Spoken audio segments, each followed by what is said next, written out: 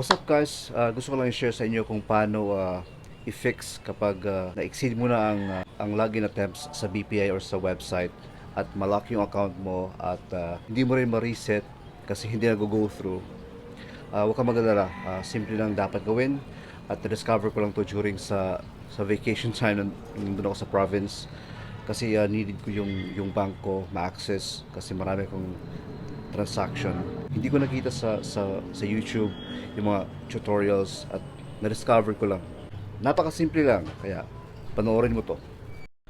Alright, so open your browser at pumunta sa bpi.com sa website ng BPI.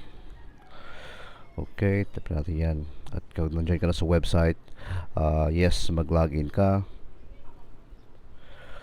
Okay. Tapos dito,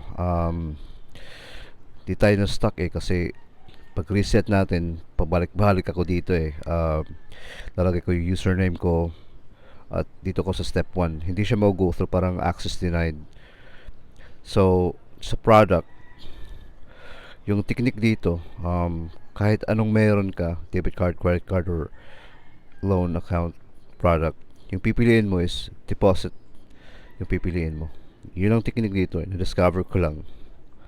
Kaya try natin yan. Di ba dati stuck tayo sa step 1? So, kapag trinay mo yung deposit, ito yung mangyayari.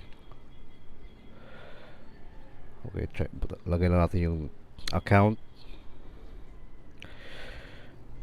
at date of birth. Okay. Ayun.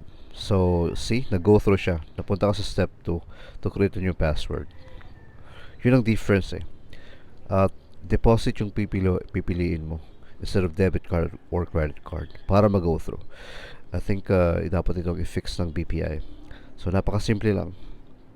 At yun lang, napakasimple lang, di ba? So, thanks so much for watching at huwag kalimutan mag-like, share, subscribe.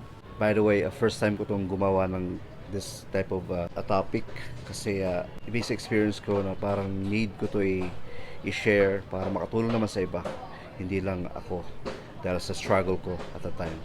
So thanks so much again, sa susunod ulit.